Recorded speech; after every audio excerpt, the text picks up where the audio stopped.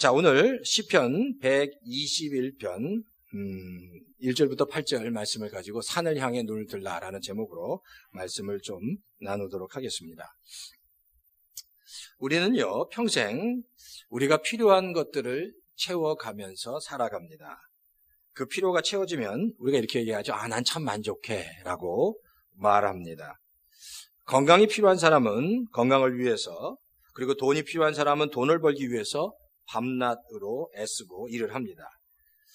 사실 그래서 우리의 인생 자체가 우리의 필요를 채워가는 여정이다, 과정이다 얘기를 해도 과언은 아니다라는 겁니다. 신앙생활도 역시 마찬가지입니다. 우리가 신앙생활하면서 우리에게 필요한 것들을 하나님께 구합니다. 그리고 그것들을 채워가면서 살아갑니다. 우리 비즈니스가 있고 우리 직장이 있는데 그곳에서 비즈니스가 잘 되도록, 직장에서 열심히 잘 일할 수 있도록 그렇게 기도합니다. 또 자녀를 위해서 자녀가 건강하게 또 열심히 공부할 수 있도록 우리가 자녀를 위해서 기도합니다. 또 가족들을 위해서도 기도합니다. 그러니까 그런 필요를 하나님 채워달라고 우리가 하나님께 기도한다는 겁니다. 근데 보세요. 우리가 이런 필요를 채우기 위해서 애를 쓰기는 하는데 과연 우리의 그런 필요들이 채워졌어요. 그러면 그 채워짐으로 인해서 우리가 계속해서 끝까지 만족할 수 있느냐의 문제입니다. 채워졌으면 그 문제 가지고 끝까지 계속해서 만족할 수 있을까요? 그렇지 않다는 겁니다. 잠시는 만족하지만 금방 잊어버립니다. 예를 들면 이렇게 얘기할 수 있습니다. 직장에 들어가서 회사에서 좀 승진하고 싶습니다. 그래서 승진을 위해서 간절히 기도했고 감사하게도 승진하게 됐습니다. 자, 그토록 원하는 승진을 했으면 정말 감사해야 되는데 사실 가만히 보면 그 만족감, 감사는 잠깐이고, 그리고 좀 지나면 그 감사와 만족을 잊어버리고 또 다른 자리가 눈에 보이기 시작합니다. 회사도 그런 것 같아요. 비즈니스도 처음 시작할 때는 회사가 이 정도만 커지면 좋겠다라고 바람을 가지고 기도합니다. 근데 어느 순간에 회사가 그렇게 커지면 그때 잠깐 감사하고 만족해 하지만 또 아쉬움이 있는 거. 조금만 더 컸으면 하는, 조금만 더 좀 더 확장했으면 하는 그런 바람들이 우리에게 있다는 겁니다. 또 이렇게 얘기할, 내가 저 사람하고만 결혼하면 내 평생에 정말 소원이 없겠다, 인생이 풀릴 것 같다, 만족할 것 같다라고 생각해서 결혼했는데 만족은 잠깐이고 또 다른 요구사항, 그리고 또 아쉬운 부분이 보이는 겁니다. 그러니까 아무리 좋은 것을 가져도요, 시간이 조금 흐르면 더 이상 감동이나 기쁨은 없다라는 겁니다. 우리가 성경에 보면 마찬가지예요. 출애굽기에 보면 이스라엘 백성이 그 지긋지긋한 노예 생활을 하면서 하나님께 기도합니다. 하나님, 이 지긋지긋한 노예 생활을 멈출 수만 있다면, 이제 벗어날 수만 있다면 소원이 없겠습니다라고 하나님께 기도합니다. 그래서 하나님께서 정말 그 이스라엘 백성이 그 노예 생활을 벗어날 수 있도록 그들이 애굽에서 내보냅니다. 출애굽한다고 그랬죠? 그들을 애굽에서 내보냈는데, 그러면 노예 생활을 그만뒀기 때문에 그들은 정말 행복해야 되는데, 그들이 애굽을 떠나기 무섭게 그 광야에서 조금만 힘들면 다시 하나님께 원망합니다. 모세에게 원망합니다. 우리를 다시 애굽으로 보내달라는 겁니다. 어떻게 보면 기가 막힌 얘기입니다. 근데 사람이 그렇다.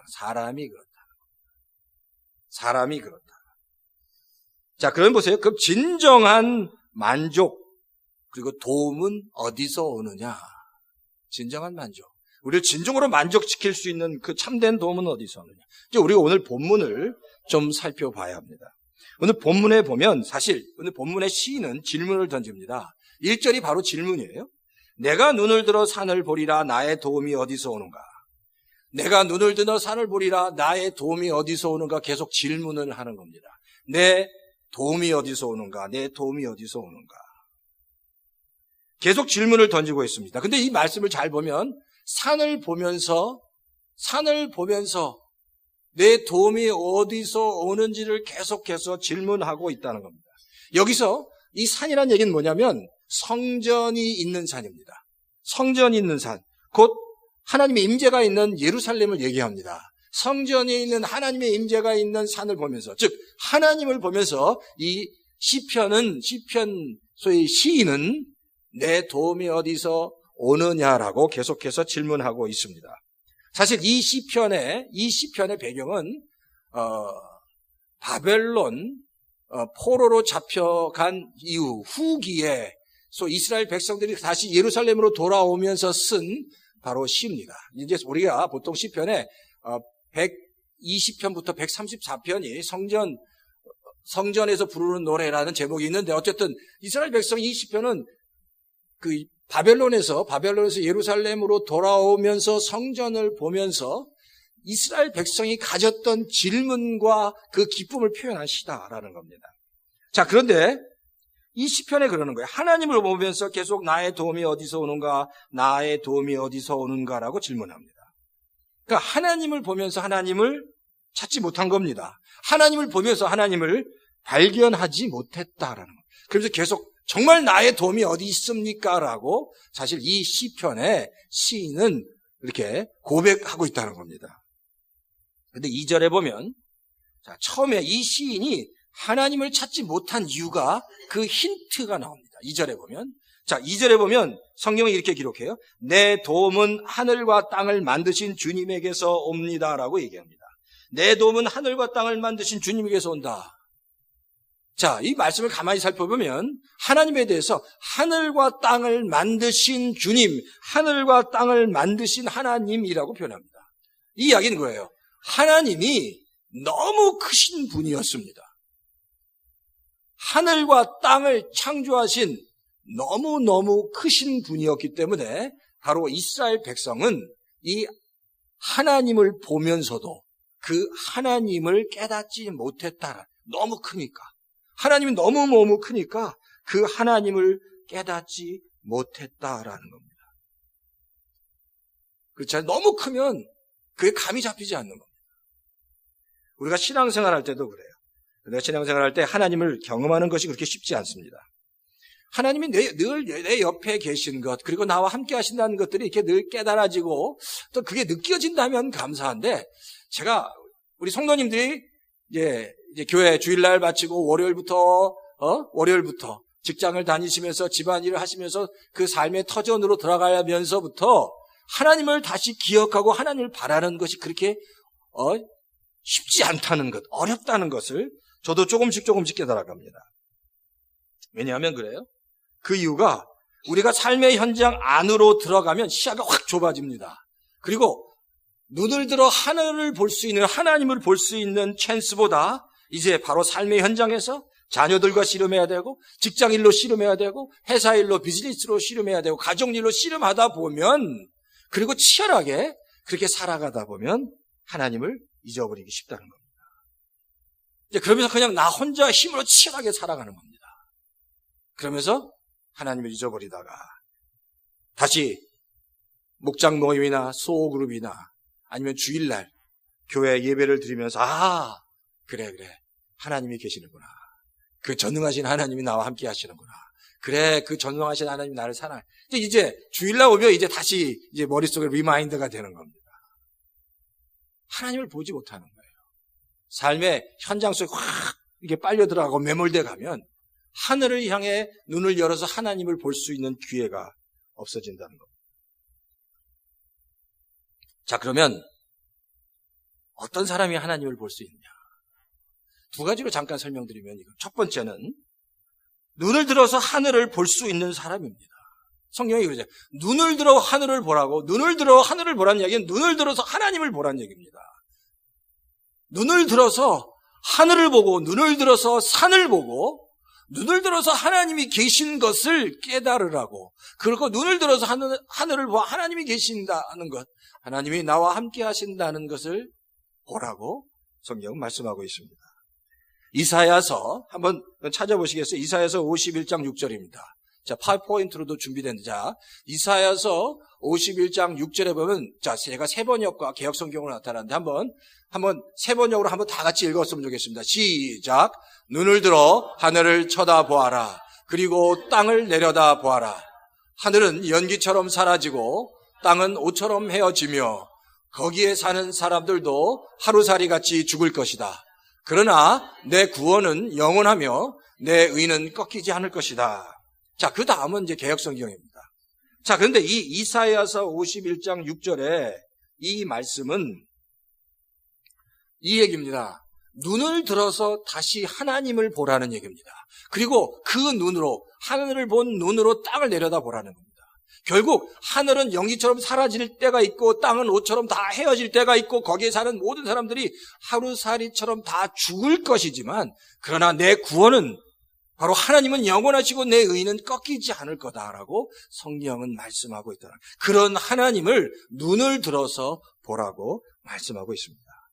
근데 이사야서는요, 크게 두 부분으로 나눠집니다.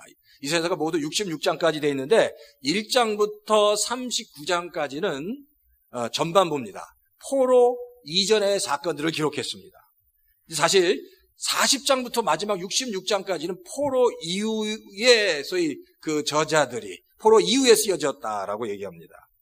자, 그러니까 오늘 본문 이사야서 51장은 포로 이후에 이스라엘 백성이 바벨론의 포로로 잡혀가서 실망과 좌절의 시간을 보내면서 그것에 고통하고 있을 때 하나님께서 그들에게 주신 위로의 메시지라는 겁니다. 사실 바로 바벨론의 포로 시대는 이스라엘 역사에 아주 수치스러운 사건이었습니다. 나라를 송두리째 빼앗기고 희망 없이 꿈 없이 이국 땅에서 포로로 처참하게 살아갔을 때 절망에 빠져있는 이스라엘 백성들을 향해서 하나님이 위로하시는 겁니다. 격려하시고 도전하시는 겁니다. 뭐라고요? 눈을 들어 하늘을 쳐다보라는 얘기입니다. 너희들이 이렇게 고통 가운데 있지만, 이렇게 정말 좌절하고 절망 가운데 있지만 다시 눈을 들어봐라. 그리고 눈을 들어서 하늘을 쳐다봐라. 그곳에 누가 있나? 너희와 함께 누가 있는지. 자, 하늘은 연기처럼 사라지고 땅은 옷처럼 헤어지고 없어져도, 달아 없어져도, 사람들은 다 하루살이처럼 죽어도 하나님의 영광은, 하나님의 구원은 영원히 존재한다. 영원토록 함께 한다는 사실, 그것을 보라고 성경은 말씀하고 있다는 겁니다. 우리를 도우실 하나님은, 그 하나님은 우리와 함께 하신다는 것을 잊지 말라는 겁니다. 사실 시편 121편은 이사야서 51장의 배경과 똑같습니다. 바로 시편 121편은 이스라엘 백성이 포로로 잡혀갔던 이스라엘 백성이 예루살렘으로 돌아오면서 성전 앞에서 그들이 포로 생활을 통해서 가지던 수없이 많은 질문을 던지면서 지금까지 살아왔는데, 그 성전 앞에서 성전을 바라보면서, 그 산을 바라보면서 감격해서 쓴 시가 바로 시편 121편이라는 겁니다. 그래서 얘기하는 거예요. 그 감격을 통해서 고백합니다. 내가 산을 향하여 눈을 들리라. 나의 도움이 어디서 올고 나의 도움이 천지를 지으신 여호와에게서로다 라고 말씀하고 있습니다. 아주 잘 나갔던 미식 축구 풋볼 코치가 있었습니다. 처음 1년 차는요, 승승장구를 했답니다. 경기를 할 때마다 이겼습니다. 근데 2년 차부터 성적이 몹시 부진했습니다. 자, 그렇잖아요? 특히 선수도 마찬가지지만 코치가 그 팀을 이렇게 이끌고 있는데, 잘 나갈 때는 사람들이 칭찬해주고 세워주고 막 이렇게 그랬는데 성적이 부진하기 시작하니까 사람들이 비판을 합니다. 왜 성적이 그 모양이냐? 왜 전략은, 작전은 그렇게 짜서 맨날 패하느냐라고 그 사람을 비난하기만 했답니다. 점점 주변에서 칭찬해주고 격려해주고 세워주는 사람은 다 떠나가고 그를 비난하는 사람만 남게 되니까 그 풋볼 코치가 너무너무 힘들었답니다. 그러니까 마음이 비참해진 거죠. 그런데 그런 실패 가운데 있음에도 불구하고 늘 자기를 따라다니면서 자기를 환영해주고 반겨주는 것이 꼭 하나 있었는데, 그게 뭔지 아십니까? 다른 사람들을 비난하고 정말 힘들게 했지만 그럼에도 불구하고 끝까지 자기를 따라다니면서 자기를 환영해주고 반겨주는 것, 바로 그가 기르는 강아지였습니다. 아무리 힘들어도 그 강아지는 그를 늘 반겨줬다는 겁니다. 꼬리를 치면서 여전히 자기를 환영하고 자기를 볼 때마다 기뻐했다는 겁니다. 그러니까 그 강아지를 보면서 늘 위안을 받았다는 겁니다. 사실 이 아이가 어떻게 보면 마음이 좀 짠합니다. 예? 사실 정말 그 참된 친구는 힘들고 어려울 때 곁에 있어주는 친구가 참된 친구입니다. 근데 인생을 살아다 보면 정말 힘들고 어려울 때 내 옆을 지켜주는 친구보다 그때 그 옆을 지켜주지 않고 오히려 비난하는 사람들이 있을 수 있습니다. 그때 더 큰 상처를 받게 됩니다. 근데 중요한 건 그래요. 그게 때때로 인생을 살아가는 살면서 겪어야 될 과정일 수도 있습니다. 근데 사람은 다 그런 것 같아요. 떠나기도 하고 또 오기도 하지만 정말 중요한 건 바로 그겁니다. 오늘 시편 기자가 고백한 것처럼 사람들은 떠나가고 친구는 떠나가도 우리의 참된 도움과 참된 기쁨이 환경에 있지 않고 사람에 있지 않고 다시 한번 우리가 고백해야 될 것은 나의 참된 고백이 기쁨이 도움이 하나님께 있습니다 라는 그런 고백, 그런 참된 고백이 우리에게 있어야 한다는 겁니다. 우리의 고백이 그렇습니다. 사람에게 있지 않습니다. 환경에 있지 않습니다. 나의 참된 도움은 여호와 하나님이십니다 라는 고백, 그런 고백이 우리 성도님의 고백이 되시기를 주의 이름으로 축원합니다. 두 번째는 내 자신의 한계를 인정하는 사람이 하나님을 봅니다. 내 자신의 한계를, 사실 나라는 존재가 참 연약한 존재, 부족한 존재를 인정해야 합니다. 난 부족하다, 연약하다는 것을 인정할 때 하나님을 볼 수 있다는 겁니다. 그때 내 연약함을, 한계를 인정할 때 하나님을 바라보게 되고 그것이 오히려 더 큰 축복이 된다는 겁니다. 보통 그러잖아요. 저도 그랬습니다. 아주 젊었을 때 내가 하고자 하면 다 할 수 있을 거라고 생각합니다. 내가 생각하고 추진을 하면 이룰 수 있을 거라고 생각합니다. 해보자라고 의지를 가지고 밀어붙일 때도 많이 있었습니다. 근데 나이가 조금씩 들어가면서 나 혼자 힘으로, 내가 아무리 능력이 있는 것 같아도 나 혼자 힘으로 할 수 있는 게 많지 않구나. 아무리 애를 써도 안 되는 게 많구나. 이게 정말 깨달아지는 겁니다. 하려고 해도 그렇구나, 이게 안 되는구나. 근데 그때 믿음의 사람, 신앙의 사람은 점점 가슴속에 파고드는 한마디 단어가 있습니다. 내가 할 수 없을 때, 내가 할 수 없군요. 그때 믿음의 사람이 고백할 수 있는 소중한 한마디 단어, 하나님 불쌍히 여겨 주십시오. 하나님 도와주십시오 라는 단어입니다. 하나님 도와주십시오. 하나님 불쌍히 여겨 주십시오. 도와주십시오 라는 단어입니다. 이게 하나님 앞에서 너무너무 기뻐하시는 단어입니다. 다 하나님 내가 할 수 없습니다라고 고백하고 하나님 도와주십시오. 하나님 도와주십시오. 하나님 살려주십시오. 그 고백을 하나님께서 기뻐하신다는 겁니다. 그러니까 그런 과정을 통해서 내가 뭔가 할 수 있을 거라고 생각했는데 실패하고 넘어지고 좌절하면서 또 하나님께 구하면서 하나님 도와주십시오. 좀 살려주십시오. 그러면서 하나님을 경험하고 하나님의 은혜를 경험하고 하나님의 그 손길을 경험하는 인생이 복된 인생이라는 겁니다. 인생에는요, 세 가지 인생이 있다. 요즘 세 가지 인생이 있답니다. 첫 번째는 검색하는 인생입니다. 검색. 늘 무슨 일만 있으면 우리가 이제 인터넷 구글에서 다 요즘 저는 이제 안드로이드 폰을 쓰니까 구글에서 요즘 말로만 해도 모든 게 다 검색이 됩니다.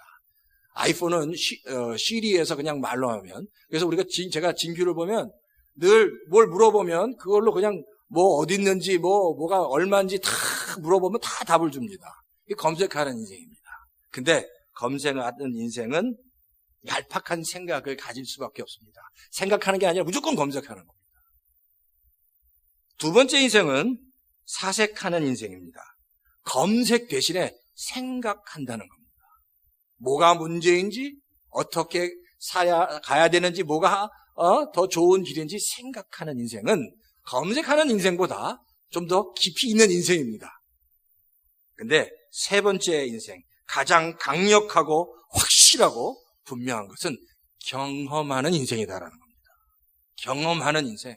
하나님을 경험하는 인생. 하나님을 검색할 수 없고 하나님을 생각과 사색으로 만날 수 없습니다. 근데 하나님을 경험한 자는 하나님이 전능하심과 하나님의 은혜와 능력을 깨닫게 된다. 하나님을 경험해야 한다.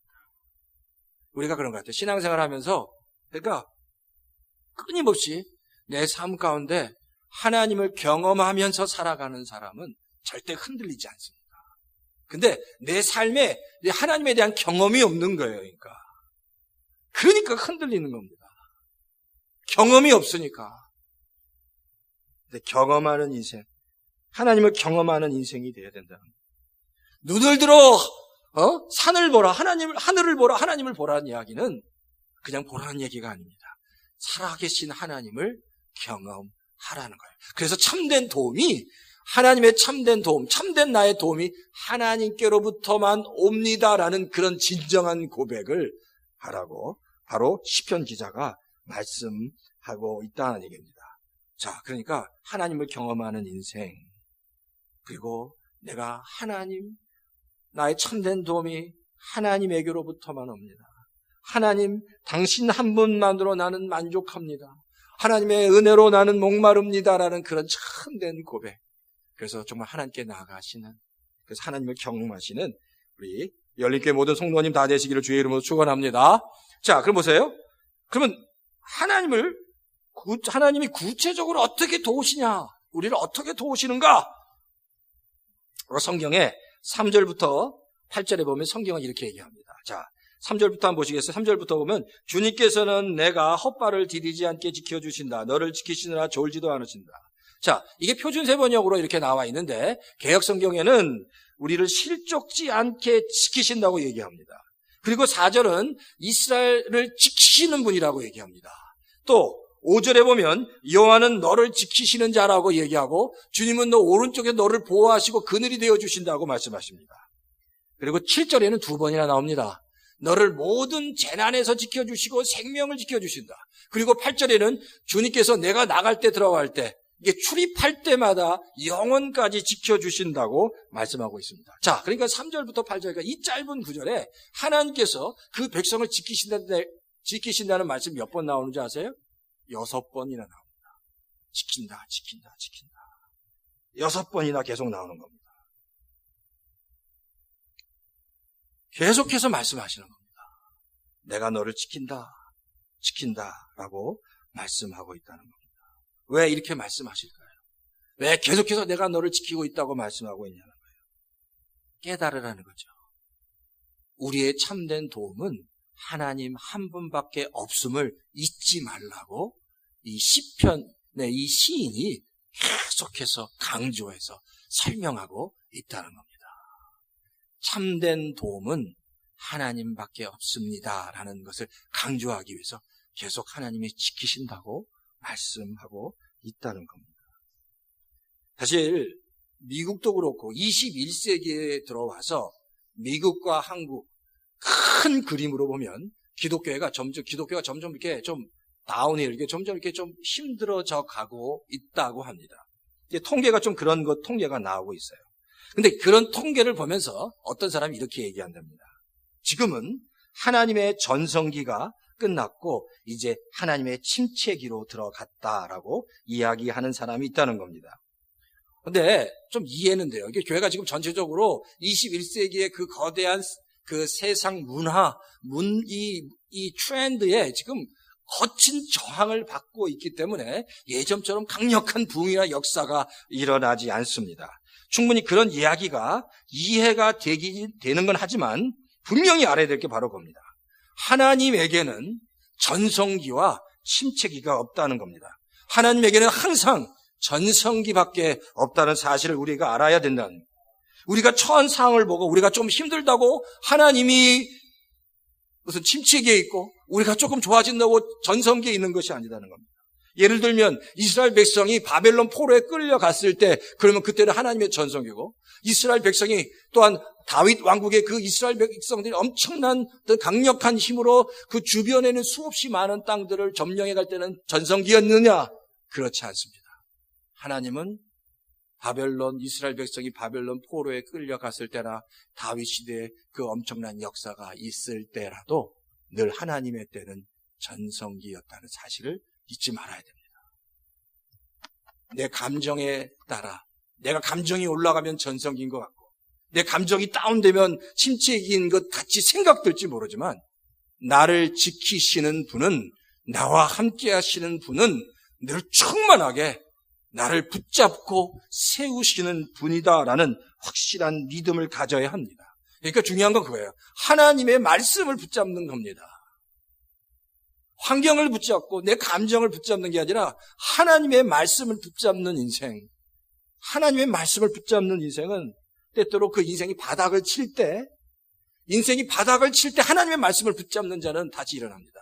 그래, 내가 하나님의 자녀지. 그래, 하나님이 나와 함께 하시지. 바닥을 치면 다시 하나님이 나를 들어 올리실 때가 있겠지라고 신앙 고백을 할 수 있습니다. 반대로 무언가 일들이 잘 되어서 일이 올라갈 때, 비즈니스가 잘 돼서 막 올라갈 때 때때로 사람이 그렇게 되면 교만해질 수 있습니다. 뭐가 잘 되니까. 근데 그때 말씀을 붙잡는 사람은 그래, 내가 하나님의 자녀지. 하나님이 나를 통해서 하셨지.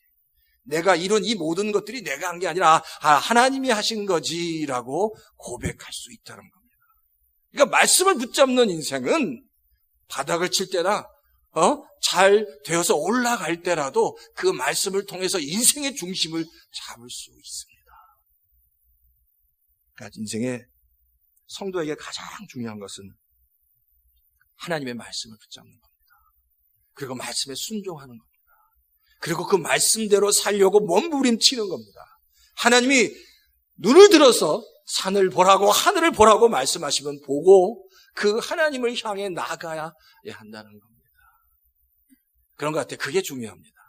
하나님의 말씀을 붙잡는 인생. 그리고 하나님을 경험하는 인생. 그냥 생각하는 게 아니라 하나님을 경험하고 하나님을 바라보는 그런 삶이 우리에게 필요하다는 겁니다. 자, 오늘 7절에 보면 7절 한번, 자, 21장 7절 한번 보시겠어요? 21장 7절에 보면 성경이 이렇게 얘기합니다. 자, 주님께서 너를 모든 재난에서 지켜주시며 내 생명을 지켜주실 것이다 라고 말씀합니다. 자, 주님께서 너의 모든 재난에서 지켜주시며 내 생명을 지켜주실 거다. 개역 성경은 자, 이렇게 기록되어 있습니다. 여호와께서 너를 지켜 모든 환난을 면케 하시며 또 내 영혼을 지키시리로다. 같은 말씀이에요. 여기서 우리가 주목해야 될 단어가, 자, 맨 후반부에 내 생명을 지켜주신다는 단어입니다. 이 개역 성경은 내 영혼을 지켜주신다고 설명하고 있어요. 내 생명을 지켜주신다. 근데 개역 성경은 내 영혼을 지켜주신다. 근데 이 지금 영혼, 이 생명이라는 이 단어, 이 히브리 단어는 네피쉬라는 단어예요. 근데 이 네페쉬라는 단어는 뭐냐면요. 창세기 1장에 하나님께서 아담을 창조하실 때 하나님의 호흡으로 만드신 그 영적인 존재, 그게 바로 네페쉬입니다. 그러니까 하나님의 호흡으로 만든 영적인 존재가 바로 네페쉬라는 겁니다. 그러니까 인간에 있어서 인생 가장 소중한 부분입니다. 그 어떤 것보다 가장 소중한 것. 근데 지금 성경은 뭐라고 얘기하냐면 너 인생에서 가장 소중한 그 영혼, 그 생명을 반드시 지키시겠다고 말씀하고 있습니다. 그리고 들어갈 때나 나갈 때나 8절 영혼까지 그 생명을 지키겠다. 믿어지십니까? 그 하나님이 그걸 지켜주시겠다라고 분명히 말씀하고 있습니다. 근데 사실은 그래요. 그렇게 하나님께서 말씀하시지만, 지키시겠다고 말씀하시지만, 그러나 지키신다고 우리 성도가 고난과 환난을 면제시켜 주겠다는 약속은 아닙니다. 내가 너를 지켜주겠다. 해와 달의 그 공격에서도 지켜주겠다고 말씀하시지만, 그것이 우리를 모든 환난을 면제시켜 주시겠다는 약속은 아니다. 여전히 성도는 환난을 경험하고 고난을 경험할 겁니다.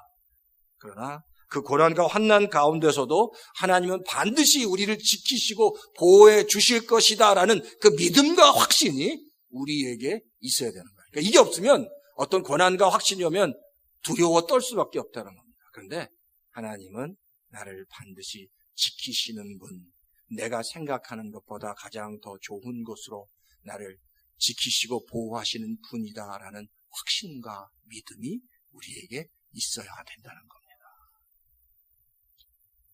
하나님에 대한 그런 의뢰, 믿음, 신뢰, 나의 유일한 도움이 하나님에게로부터 옵니다. 라는 고백. 그 고백이 있는 우리 열린교회, 우리 모든 성도님 다 되시면 좋을 것 같습니다. 그래서 눈을 열어서 다시 한번 세상을 보는 게 아니라, 하나님은 단순히 우리의 환경이나 육체를 지키는 게 가장 소중한 우리의 영혼을, 생명을 지키시는 분, 그리고 나의 도움이 하나님께로만 옵니다라는 그런 고백, 그게 바로 우리의 고백이 되시는 우리 성도님 다 되시기를 주의 이름으로 축원합니다.